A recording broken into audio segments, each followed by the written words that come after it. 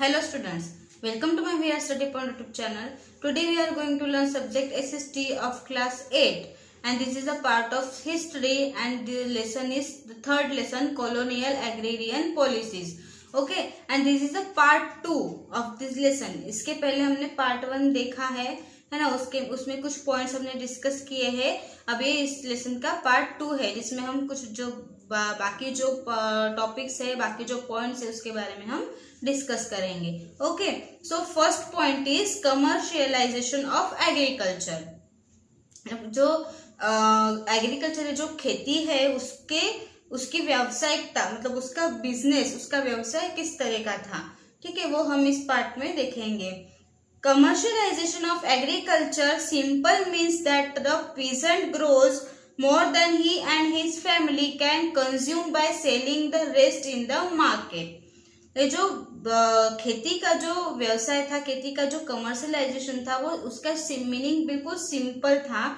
उनका मीनिंग ये था कि जो भी खेती करने वाले जो फार्मर्स है वो अपने खेती में अनाज ग्रो करे और उसको वो और उसकी फैमिली जो है वो उसको बेच के उसमें से जो पैसे आते हैं उसमें वो गुजारा करे, उसको मार्केट, मतलब वो मार्केट में जाके बेचे.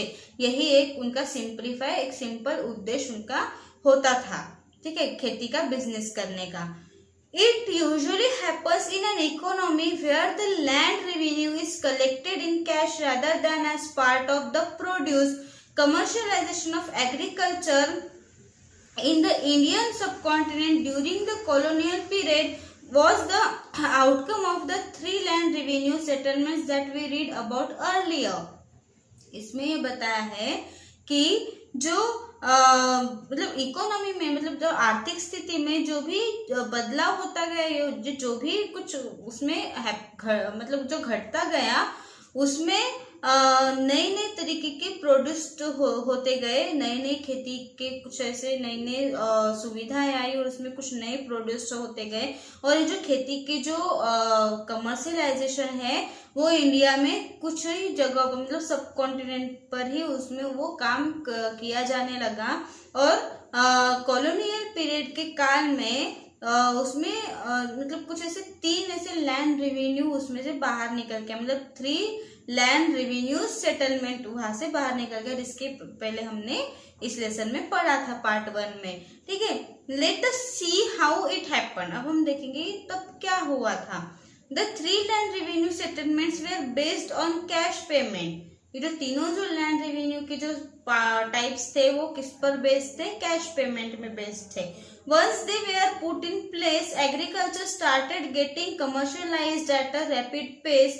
So all classes of people involved, including the zamindar, the lambardar, and the rayat, had to make enough provision for cash by selling a part of the producer in the market to be able to pay cash revenue to the treasury. तो इसमें ये बताया है कि ये जो cash payment की जो प्रथा उन्होंने शुरू की थी ब्रिटिश गवर्नमेंट ने, तो वहां पे जो एक बार मतलब ऐसे कुछ ऐसे जगह एग्रीकल्चर की स्टार्टिंग उन्होंने की थी, ऐसे कोई लैंड्स में जहाँ पे उन्होंने कमर्शियलाइज्ड की जो रैपिड्स से उसको बनाया था. और उसमें अलग अलग जो क्लासेस के जो लोग थे, मतलब हर एक क्लासेस के जो लोग थे, छोटे बड़े है ना, मिडिल क्लास, इस तरह से के जो क्लासेस के जो लोग थे उनमें उन्होंने किसमें इंक्लूड किया था, उसमें जमींदारी में इंक्लूड किया था, ठीक है. और जमींदारी, लंबरदार और रैयत, इन सब में इंक्लूड करके उनसे कैश के थ्रू उन्होंने उनके अनाज को मतलब अनाज की सेलिंग करना उन्होंने स्टार्ट कर दिया था मार्केट में, ठीक है. और उसी में जो भी कैश आता था उस कैश को वो गवर्नमेंट को पे कर देते थे, किसके रूप में, रेवेन्यू के रूप में, टैक्सेस के रूप में. Okay, following the land revenue settlement, a rapid commercialization of land also took place. Thus, it was only the ability to pay revenue on time rather than birthright or any other traditional right that determined the right to own land. इसमें ये बताया है कि जो जमीन के जो revenue settlements जो थे, मतलब जमीन के ऊपर जो टैक्सेस लिए जाते थे, उसमें जमीन की जो कमर्शियलाइजेशन थी, मतलब जमीन का जो बिजनेस था वो भी उसमें देखा जाता था।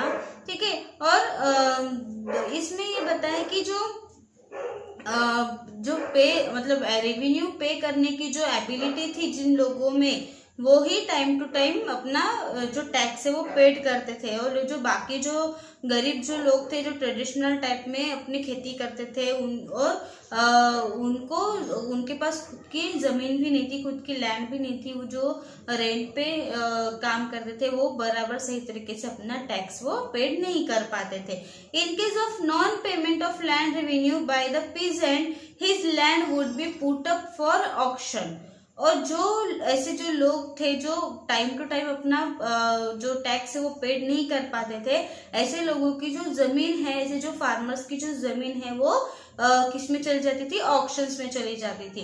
It marked a fundamental departure from the land system during the pre colonial period. तो इसमें जो प्री कॉलोनियल पीरियड के बीच में जो एक सिस्टम बनाया था, जिसमें जो फंडामेंटल्स जो डिपार्ट्स थे लैंड के, जमीन के, वो उसको मार्क किया जाता था। In the rural areas of practice of forced cultivation of certain commercial crops began. Rural area में जो कल्टीवेशन होता था, मतलब जो भी खेती में जो भी अनाजों की जो खेती की जाती थी, उसमें कुछ ऐसे कमर्शियल क्रॉप्स भी उसकी खेती करना उन्होंने स्टार्ट कर दिया था। मतलब जिसको व्यवसाय में ज्यादा कीमत आती है, जिन अनाज को हम मार्केट में बेचेंगे तो ज्यादा प्राइस आती है, ऐसे क्रॉप्स को खेती में मतलब उसको खेती करना उन्होंने स्टार्ट कर दिया था। These were sometimes referred to as plantation crops. Peasants were encouraged to cultivate high-value commercial crops which were not needed locally and were only meant for export. ये जो ब्रिटिश गवर्नमेंट थी वो जो भी पीजेंट्स थे, जो भी फार्मर्स थे, उनको बहुत ज्यादा फोर्स करते थे कि वो अपने खेती में, अपनी जमीन में ऐसे प्लांट्स लगाए, ऐसे क्रॉप्स की ग्रोथ करे जो हम खुद के मतलब यूज में नहीं आनी चाहिए, बल्कि उसको हम मार्केट में उसको एक्सपोर्ट करें, ताकि उससे ज्यादा इनकम, ज्यादा हमें जो प्रॉफिट है वो मिल सके। Impact of next point is impact of commercialisation of agriculture. मतलब ये जो व्यावसायिक जो खेती थी, इसका क्या परिणाम हुआ था। Commercial crops were often cultivated at the cost of food crops such as rice and wheat. मतलब कमर्शियल क्रॉप्स में सबसे ज्यादा जो लागवड़ की गई खेती में वो कौन से फूड की थी, राइस और व्हीट की, चावल और गेहूं की। Okay. The planters usually took recourse to fraudulent contracts and operations, thereby forcing the peasant to cultivate these crops. This led to the impoverishment of the peasantry. तो ये जो गेहूं और चावल जो खेती जो फार्मर्स करते थे, वो बहुत ही मेहनत करते थे उसके लिए, और उनको अपनी जमीन में उसकी ग्रो करते थे। लेकिन ये सारा जो अनाज था वो ब्रिटिश जैसे ही वो खेती ग्रो हो जाती थी, वो पूरा निकाल के ले जाते थे उनके पास से और मार्केट में बेच देते थे। इसकी वजह से जो काम करने वाले जो पीजेंट्स थे, जो फार्मर्स थे, उनको कोई भी प्रॉफिट नहीं होता था उससे, और वो बेचारे जो है वो गरीब ही होते जा रहे थे उसमें, है ना, उनकी दरिद्रता जो थी वो बढ़ती जा रही थी। Since these were sold in international markets, their demand fluctuated widely. While in the years of good harvest, it benefited the peasants to some extent. In the seasons of poor harvest, the peasants suffered very badly. इसकी शुरुआत में जब ये जो अनाज की जो खेती थी वो इंटरनेशनल मार्केट में भी चालू होने लगी, और उसमें ये जो चावल गेहूं की जो डिमांड है वो इंटरनेशनल मार्केट में भी बढ़ने लगी, और वहां पे ऐसे कई सालों तक उसमें बहुत ज्यादा अच्छा हार्वेस्ट किया गया और उसका बहुत ज्यादा बेनिफिट भी मिला। लेकिन ये जो बेनिफिट था वो पीजेंट्स को नहीं मिला, फार्मर्स को नहीं मिला, बल्कि वो किसको मिला, ब्रिटिश गवर्नमेंट को मिला, है ना। तो ये जो पीजेंट्स जो थे, जो फार्मर्स जो थे, वो बेचारे गरीब ही मतलब गरीब ही रहने लगे और उनकी जो हालत थी बहुत ही खराब होने लगी और वो उनको बहुत ज्यादा बेकार तरीके से उनको सफर करना पड़ा। Because of the fact that much of the land was set aside for non-food crops, the peasant did not have enough to eat. वो उनकी जो जमीन का जितना भी अनाज था वो ब्रिटिश लेके जाते थे, तो उसकी वजह से वो कोई भी नॉन फूड क्रॉप्स मतलब उनके लिए कोई भी फूड के क्रॉप्स वो लगाते नहीं थे। तो इसकी वजह से जो फार्मर्स जो थे उनको खाने के भी लाले पड़ चुके थे, उनको खाने के लिए भी कुछ भी बचता नहीं था। Famine therefore became a standing features of the Indian subcontinent. It is hardly surprising that while the Bengal famine of 1770 marked the early years of colonial rule in India, the Bengal famine of 1943 marked its closing years. तो इसमें जो famine जो सबकॉन्टिनेंट्स थे जिसमें कुछ ऐसे features थे India के जिसमें कुछ ऐसे जैसे बंगाल फेमाइन थे जो 1770 में उन्होंने इसके बारे मतलब इसके ऊपर उन्होंने आवाज उठाई थी। इसके बाद जो कॉलोनियल रूल जो था इंडिया में उसके टाइम पे और बंगाल फेमाइन जो थे उन्होंने 1943 में जो साल जब क्लोज हो रहा था तब उन्होंने इसके ऊपर निशाना साधा था। ओके, इसके बाद नेक्स्ट पॉइंट है मेजर कमर्शियल क्रॉप्स, जो मुख्य व्यावसायिक जो पौधे या फिर जो अनाज थे उसके बारे में देखेंगे। In the first phase of the colonial rule, opium and indigo were the main commercial crops. अपने कॉलोनियल रूल में इंडिया में सबसे जो इम्पोर्टेंट और बिजनेस के लिए जो सबसे इम्पोर्टेंट जो अनाज या क्रॉप्स होते थे वो कौन से थे, ओपियम और इंडिगो। ओपियम मीन्स क्या होता है, अफीम, ठीक है, अफीम जो ड्रग्स या गांजा जिसे हम कहते हैं वो अफीम की खेती, और दूसरी थी इंडिगो, ठीक है। ये सबसे ज्यादा इम्पोर्टेंट क्रॉप्स माने जाने लगे। From the middle of the 19th century, however, the demand for new types of commercial crops increased. तो ये जो नए जो कमर्शियल क्रॉप्स थे अफीम और इंडिगो, इनकी 19th सेंचुरी में बहुत ज्यादा डिमांड होने लगी। Jute, cotton and rubber were now needed from India to meet the requirements of factory production following the Industrial Revolution in England. India में सबसे ज्यादा जूट, कॉटन और रबर की डिमांड होने लगी, जो इंग्लैंड की फैक्ट्री में ये जो सारी चीजें बनती थी और वो इंग्लैंड से इंडिया में उसको एक्सपोर्ट किया जाता था। In the 19th century, jute became an important raw material in European factories. 19th century में यूरोपियन फैक्ट्रीज में सबसे इम्पोर्टेंट जो मटेरियल हुआ था वो कौन सा था, जूट, ठीक है। जूट की सबसे ज्यादा उसमें यूरोपियन फैक्ट्रीज में उसमें ज्यादातर उसकी फॉर्मेशन होती थी। नेक्स्ट जो पॉइंट है वो है कल्टीवेशन ऑफ ओपियम, मीन्स जो ओपियम की लागवड़, मतलब ओपियम मीन्स अफीम, है ना, अफीम की खेती। Opium was cultivated in Western India and exported to China in exchange for Chinese tea. ये जो अफीम है इसकी खेती जो है वो वेस्टर्न इंडिया में करना स्टार्ट कर दिया वहाँ पे, और वो किसको एक्सपोर्ट करने लगे, खेती करके चाइना को एक्सपोर्ट करने लगे। उसके बदले में वो चाइनीज से क्या लेते थे, टी लेते थे, ठीक है। यहाँ से वो अफीम चाइना को देते थे और चाइना से टी को वो यहाँ पे एक्सपोर्ट करते थे। The British bought tea from China and had to pay for it in silver because the Chinese were self sufficient and did not want western goods. तो ये जो ब्रिटिश थे अपने इंडिया में उन्होंने टी चाइना से वो खरीदते थे और चाइना को उसके बदले में सिल्वर्स देते थे, है ना, चांदी के कॉइन्स वगैरह उनको देते थे, क्योंकि चाइनीज जो थे वो सेल्फ सफिशिएंट थे, उनके पास ऐसे कोई वेस्टर्न चीजें नहीं थी, तो इसलिए उनको वो सिल्वर्स देते थे। But soon they came up with a very corrupt plan of producing afeem in India and then smuggling it into China. मतलब इसमें बता रहे हैं कि बहुत ही जल्दी एक कुछ मतलब ऐसा करप्शन ऐसा भ्रष्टाचार चलने लगा अपने इंडिया में अफीम का, कि उसकी चाइना से स्मगलिंग होने लगी अपने इंडिया में, ठीक है। The British did not hesitate in taking up this completely illegal trade as it supported them in financing their tea trade. और इस सारी चीजों के लिए जो ब्रिटिश थे वो मतलब इसके लिए कोई भी उनको कुछ बुरा फील नहीं हुआ, कोई हेसिटेशन नहीं हुई, बल्कि वो इसकी ये पूरी तरह से एक इलीगल काम था, है ना, स्मगलिंग करने का काम एक इलीगल काम था। फिर भी ब्रिटिशों ने इन सारी चीजों के लिए उसको क्या किया, सपोर्ट किया। और उनसे किस लिए सपोर्ट किया कि उनके थ्रू हमें टी जो मिल रही थी, है ना, इसके लिए उन्होंने उसका सपोर्ट कर दिया। इसके बाद नेक्स्ट जो है cultivation of indigo. Indigo means neel, है ना, नील की जो खेती होती थी उसके बारे में, उसकी खेती कैसे होती थी।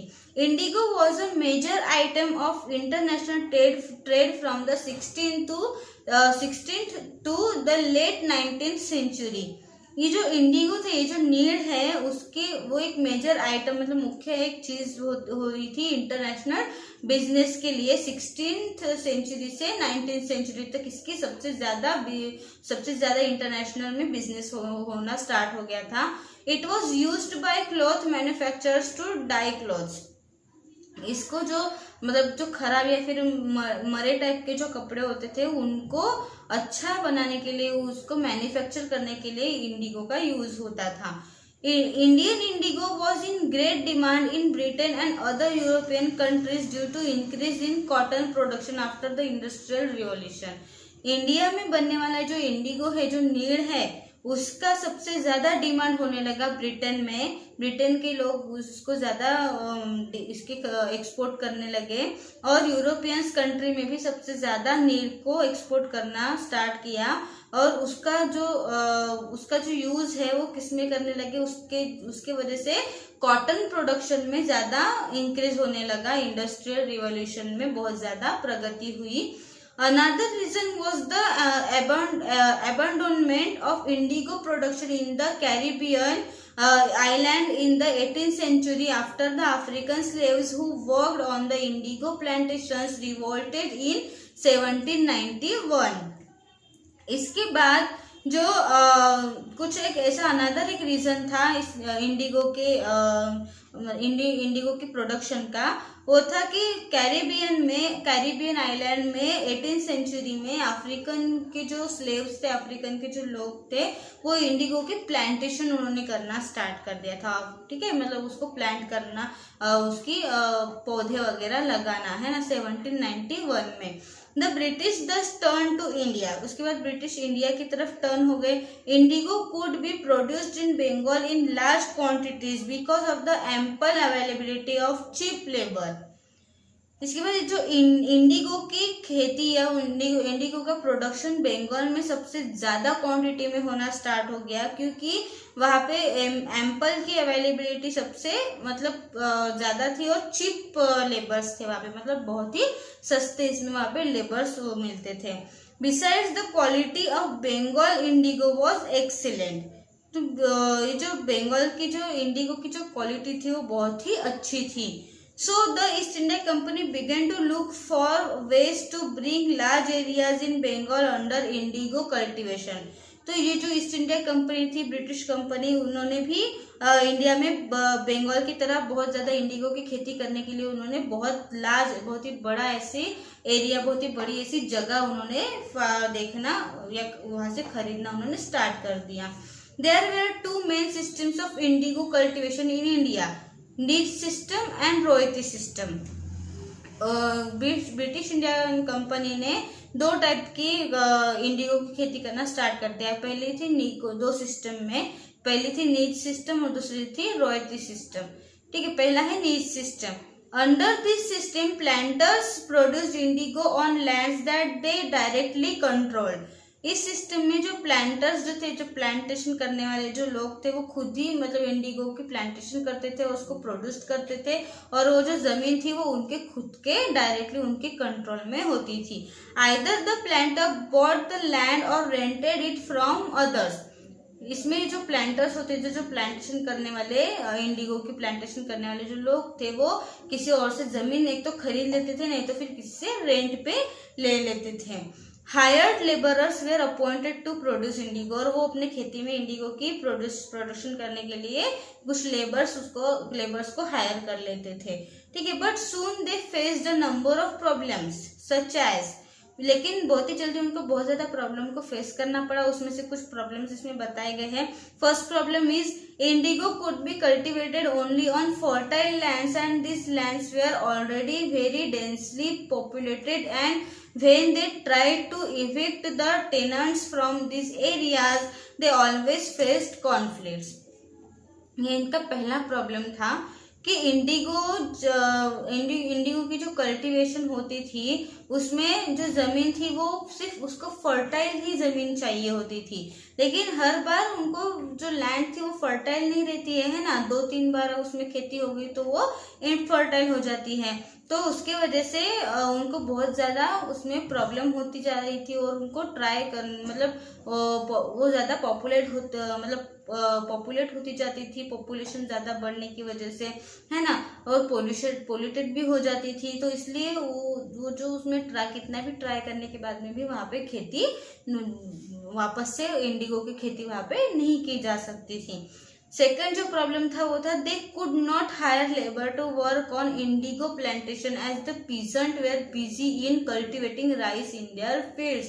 दूसरी जो प्रॉब्लम थी वो थी कि वो ज्यादातर लोगों को, लेबर्स को वो हायर नहीं कर पाए क्योंकि इंडिगो की प्लांटेशन करने के लिए, क्योंकि जो फार्मर्स थे वो अपने खुद के लैंड में राइस को मतलब चावल की खेती करने में वो बिजी रहते थे।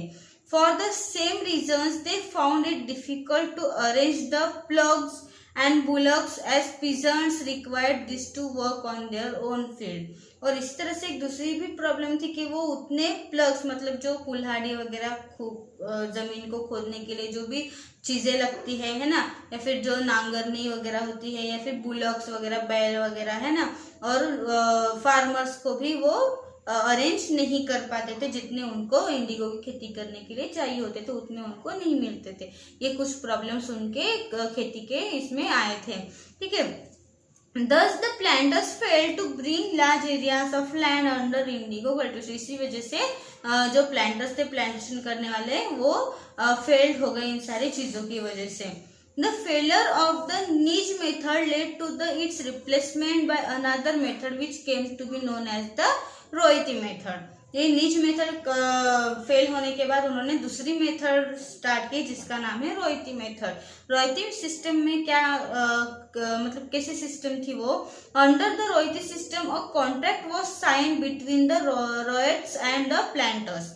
रॉयल्टी सिस्टम में जो रॉयट्स जो होते थे उनके और जो प्लांटर्स होते थे खेती जिनके थ्रू होने वाली थी, उन दोनों के बीच में पहले से ही एक कॉन्ट्रैक्ट साइन किया जाता था। The ryots were given loans and force to grow only indigo on at least 25% of the area under their holding. तो एक एग्रीमेंट उन्होंने बना, वो साइन करवाते थे रॉयट्स को कि जो रॉयट्स की जो जमीन है उस पर जो कुछ ऐसे जो लोन दिया जाता था, और वो अपने जमीन में 25% एरिया में सिर्फ इंडिगो की ही खेती करेंगे। ऐसा एक एग्रीमेंट उनसे साइन कराया जाता था। Later the planters inform the peasants that loans could be repaid only by supplying indigo to them at fixed low rates। और उसमें ये भी बताया जाता था कि जब प्लांटर्स जो थे, जब वो इंडिगो की खेती होने के बाद जो उनकी सेलिंग होने के बाद उनको वो जो भी उनका पैसा जो भी होता है वो उनको पेड कर देंगे, और वो भी कौन से रेट में? बिल्कुल भी लो रेट में, कम रेट में। Soon this system resulted in a number of problems। इसमें भी कुछ प्रॉब्लम्स आए थे। वो कौन से थे? पहला प्रॉब्लम जो था वो है peasants growing indigo on their fields received a very low price for the indigo, so they were not able to pay back the loan, which led them into the clutches of money lenders। जो planters थे उनको ये problem आई थी कि जो farmers जो अपने जमीन में इंडिगो की जो 25% के जमीन में जो खेती करते थे, उसका जो पैसा जो आता था वो बहुत ही कम आता था, मतलब बहुत ही कम प्राइस में वो बेची जाती थी, उसके ज्यादा प्राइस नहीं आती थी। उसके वजह से वो फार्मर्स को अपनी खेती के जो पे बैक जो देना था, उनको पैसे जो देना था वो दे नहीं पाते थे। उसकी वजह से उनको मनी लेंडर्स मतलब जो साहूकार वगैरह होते थे उनसे उनको लोन लेना पड़ा था, कर्जा लेना पड़ रहा था। After growing indigo the same land could not be sown again with rice as the deep roots of indigo had already exhausted the fertility of the soil. और जब इंडिगो ग्रो करने के बाद उसी जमीन पे, सेम जमीन पे वो राइस या फिर किसी भी चीज की खेती उसमें नहीं कर पाते थे, क्योंकि उसके जो इंडिगो की जो रूट्स है वो जमीन में बहुत ही अंदर तक फैले हुए थे और उसकी वजह से जमीन जो है वो फर्टाइल नहीं होती थी, मतलब वो उसकी जो फर्टिलिटी थी वो खत्म हो जाती थी, जिसकी वजह से उसमें कोई और चीजें उसमें ग्रो नहीं कर पाते थे। ये भी एक सेकंड प्रॉब्लम थी। थर्ड जो प्रॉब्लम थी वो थी the planters also took recourse to coercive action against the peasants if they refuse to follow their orders. जो प्लांटर्स थे वो जो खेती करने वाले जो फार्मर्स हैं उनके अपोजिट कुछ एक्शंस भी लेने की वो सोचते थे कि वो उनके ऑर्डर्स फॉलो नहीं करते थे, उनके ऑर्डर्स को रिफ्यूज करते थे। The peasants were beaten up, kidnapped, confined and looted by the planters who maintained armed guns called lethials। तो इसके बदले में जो पीजेंट्स जो थे, जो खेती करने वाले जो फार्मर्स थे, वो उनको एक तो बीटन अप करते थे, मतलब या फिर उनको किडनैप कर लेते थे, है ना, तो इस तरह से उनको बहुत ज्यादा वो तकलीफ देते थे। The local police and magistrate supported the planters action. और जो पुलिस या फिर जो मैजिस्ट्रेट होते थे वो इसके बारे में जो फार्मर्स थे उनको सपोर्ट करते थे। इसकी वजह से जो प्लांटर्स थे वो हमेशा हार जाते थे। Next point is Indigo revolt और ब्लू रेवोल्यूशन 1859 टू 1860 तक। ठीक है, मतलब इंडिगो का कुछ एक रिवोल्ट हुआ था। In 1859, riots in Bengal refused to grow indigo and pay rent to the planters।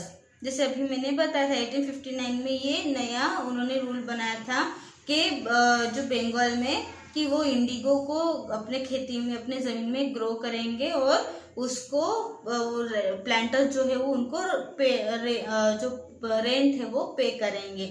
At some places, they even attacked indigo factories and socially boycotted those peasants who worked for the planters।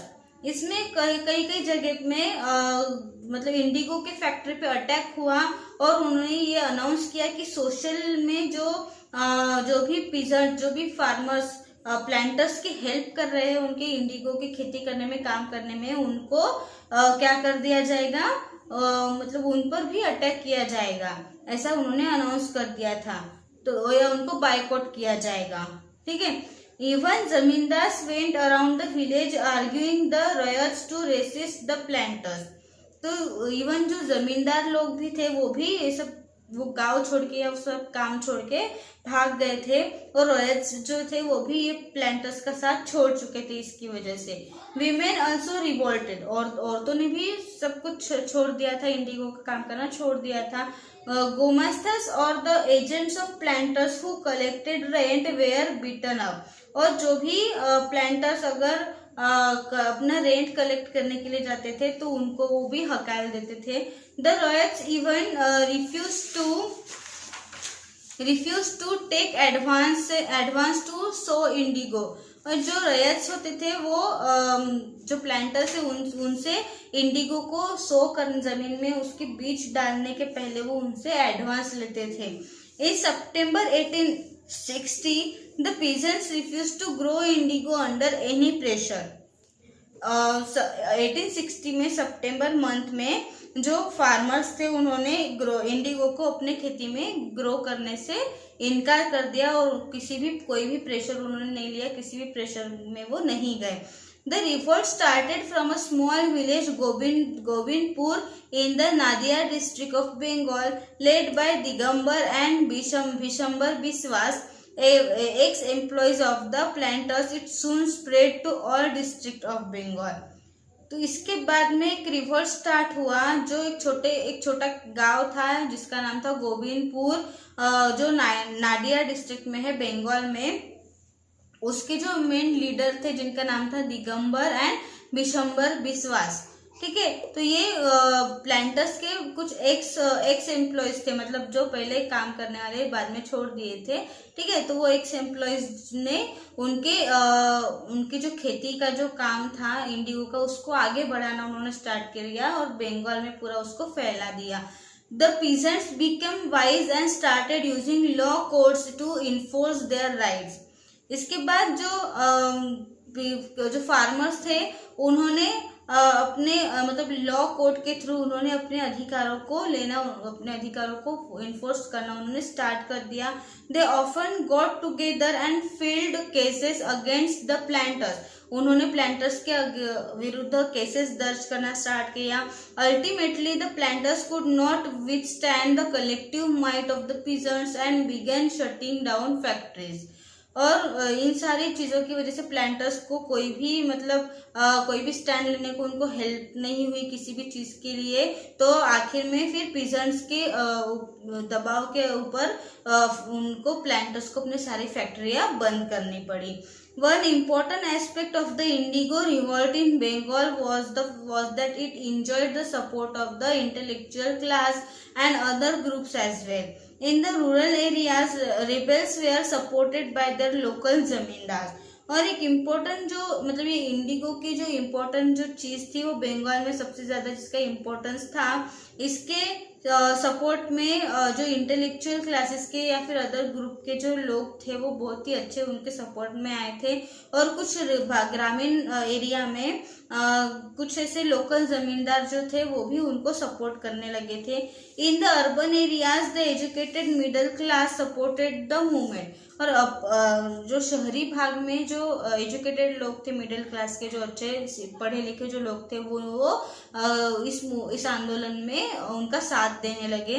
Deenbandhu Mitra immortalize the rebels in his play Neel Darpan. जो दीनबंधु की एक जो उन्होंने newspaper निकाला था है ना दीनबंधु मित्रा ने कि नील दर्पण नाम का, उसमें उन्होंने ये जो रिबेल्स या फिर ये जो युद्ध उनमें चल रहा था इंडिगो के ऊपर, इंडिगो रिवोल्ट, उसके बारे में उन्होंने अपने न्यूज़पेपर में भी छापा था। This play was translated into English by the famous Bengali poet Michael Madhusudan Datta and published by Reverend James Long. उन्होंने ये जो पेपर में जो छापा था ये इसके बारे में, तो वो इंग्लिश लैंग्वेज में छापा था और एक बंगाली पोएट ने पोएम के थ्रू उसको पब्लिश किया था जिनका नाम था माइकल मधुसूदन दत्त। एंड ये पब्लिश किसके थ्रू हुआ था? रिवर्ड जेम्स लॉन्ग के through. Harish Chandra Mukherjee, editor of the Hindu Patriot, wrote a series of articles condemning the planters. इन प्लांटर्स के ऊपर उन्होंने बहुत कुछ ऐसे कमेंट्स किए थे और उनके बारे में बुरी बातें, उनके बारे में निंदा उन्होंने अपने हिंदू पेट्रियट के न्यूज़पेपर में उन्होंने लिखी थी। किसने? हरीश चंद्र मुखर्जी ने। वो एक एडिटर थे हिंदू पेट्रियट के न्यूज़पेपर के, तो उसमें उन्होंने उनके प्लांटर्स के बारे में बहुत ही बुरा भला उसमें लिखा था। In Bengal, the British government was forced to appoint the Indigo Commission to review the corrupt practices relating to this system. Bengal में ब्रिटिश गवर्नमेंट ने एक इंडिगो कमीशन उन्होंने फोर्सली वहाँ पे अपॉइंट की और उसमें उन्होंने करप्शन सिस्टम उन्होंने करना स्टार्ट कर दिया। The commission held the planters guilty and criticised them for the coercive method they used. और ये जो प्लांटर्स थे कुछ वो खुद ही मतलब क्रिटिसाइज्ड हो गए, उन्होंने गिल्टी फील करना स्टार्ट कर दिया प्लांटर्स ने और उनको सजा भी कुछ ऐसे दंडात्मक पद्धति से उनको कुछ सजा भी दी गई। Thus the indigo production came to an end in Bengal. इसी तरह से बंगाल में ये जो इंडिगो का जो प्रोडक्शन था वो खत्म हो गया। Gradually it move to Bihar, फिर ये जो था वो बिहार में मूव हो गया। There two civil revolts took place in Champaran, workers at the indigo plantation revolted in 1867 और 1868। इसके बाद बिहार में ये सब जो चीजें थी वो स्टार्ट हो गई थी, लेकिन बिहार में भी एक चंपारण मूवमेंट हुआ था, उसमें भी वर्कर्स ने इंडिगो के विरुद्ध इसी तरह से आवाज उठाई थी और 1867 टू 1868 में ये सब रिवॉल्ट चला था और तब वहां पे भी ये खत्म हो चुका था इंडिगो का plantation. After a gap of around 5 decades in 1917, Mahatma Gandhi took up the cause of the indigo cultivators against the local planters। इसके बाद 1917 में जो महात्मा गांधी थे उन्होंने भी इसके इंडिगो की खेती करने के अपोजिट उन्होंने भी लोकल प्लांटर्स के ऊपर आवाज उठाई थी। The final blow to indigo cultivation came when a cheaper synthetic dye was invented in the 19th century। और इसके बाद 19th सेंचुरी में ये जो इंडिगो था वो फाइनली उसकी कल्टीवेशन जो थी वो बंद हो गई थी। बहुत ही चीपर, ऐसे बहुत ही कम ऐसे कृत्रिम धागे से उसको बनाना स्टार्ट हो गया था 19th सेंचुरी में। ठीक है, तो स्टूडेंट्स ये इस तरह से ये लेसन था कॉलोनियल एग्रेरियन पॉलिसी। ये लेसन यहीं पे खत्म होता है। और आज इस पार्ट 2 में हमने जो भी टॉपिक्स देखे, जो भी पॉइंट्स हमने आज जिसके बारे में हमने डिस्कस किया है उससे रिलेटेड अगर आपको कोई भी डाउट हो तो आप मुझे कमेंट बॉक्स में जरूर पूछें। Thank you.